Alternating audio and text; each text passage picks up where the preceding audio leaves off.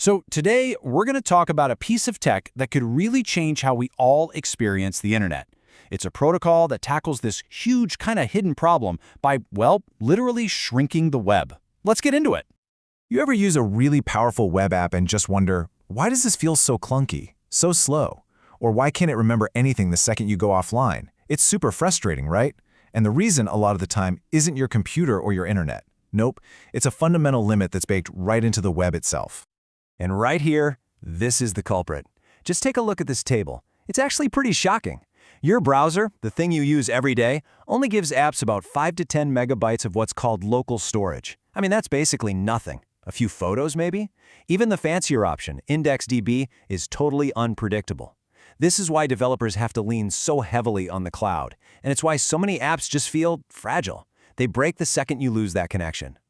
But what if we didn't need more space? What if we just used the space we already have a whole lot smarter? Well, that is the big idea behind a brand new solution with a bit of a mouthful of a name, the Isotropic Spatiotemporal Tensor-Spline Protocol. Yeah, let's just call it ISTS. So to put it simply, ISTS is a totally new way of thinking about compressing data, and it happens right inside your browser. It doesn't go asking for more room, it just makes the data smaller, so it fits. Now, the magic trick here is a concept called semantic deduplication. Just imagine that an app has one single shared dictionary for every piece of text it ever saves. The very first time it sees the word, say, optimization, it adds it to the dictionary and gives it a number like 5402. From that point on, forever, anytime it needs to save that word, it just saves the number 5402. This shared dictionary is what they call the global ledger. Okay, check this out. Here it is in action. The original text, hello world, hello again, takes up 25 bytes of space. ISTS comes along, breaks it down, looks up each word in that global ledger, and just replaces it with its number. And the result? That 25-byte sentence shrinks down to just 8 bytes. That is a massive reduction on a tiny little bit of text. Now imagine that happening across thousands and thousands of documents. So you might be thinking, isn't that just like a zip file? Well, not really. Traditional compression looks at one file, does its job, and then forgets everything it just learned.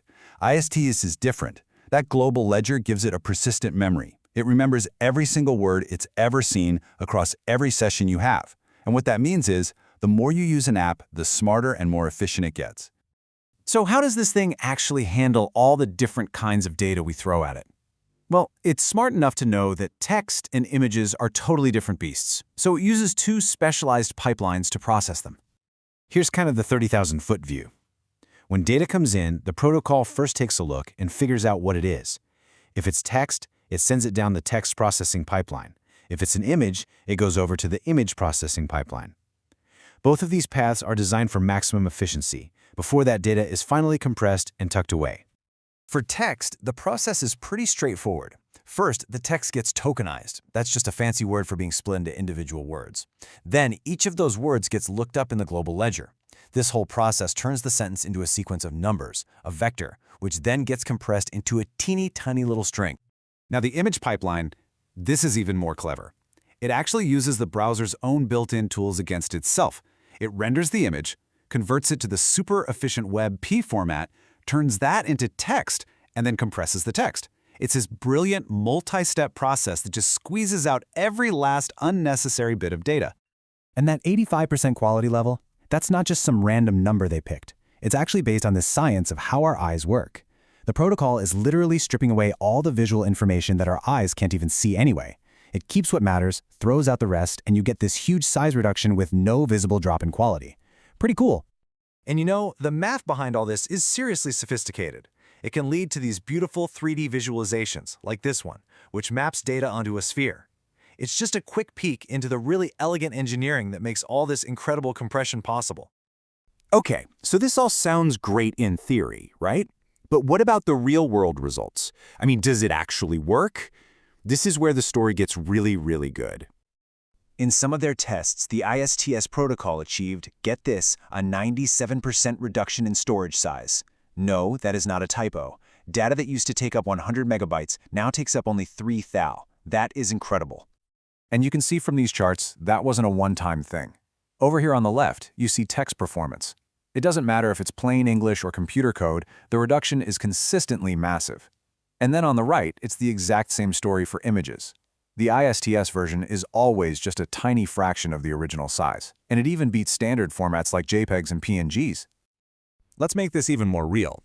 Take a standard 4K photo. The original file is about 8.2 megabytes.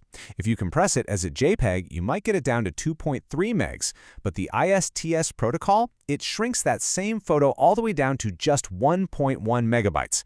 That is less than half the size of the JPEG, with no perceptible loss of quality. So when you put it all together, the advantage here is just crystal clear. Other client-side solutions, they might give you a 2 or 3 times improvement. ISTS is delivering an 8 to 10 times improvement. And the really crucial part is that last row. Its efficiency actually improves over time. The more you use it, the better it gets. Now, this kind of efficiency isn't just a small improvement. It's a genuine breakthrough. It unlocks entirely new kinds of applications that were pretty much impossible to build on the web before.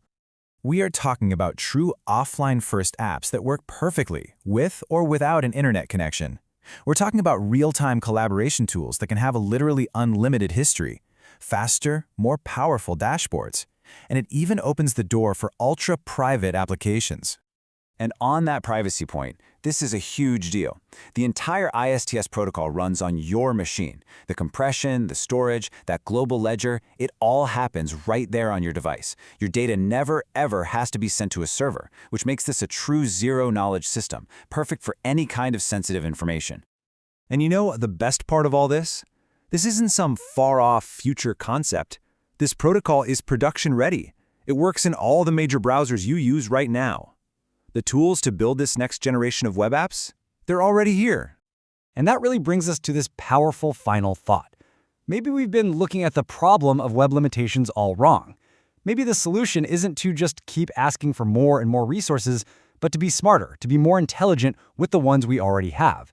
And if that's true, well, that changes everything.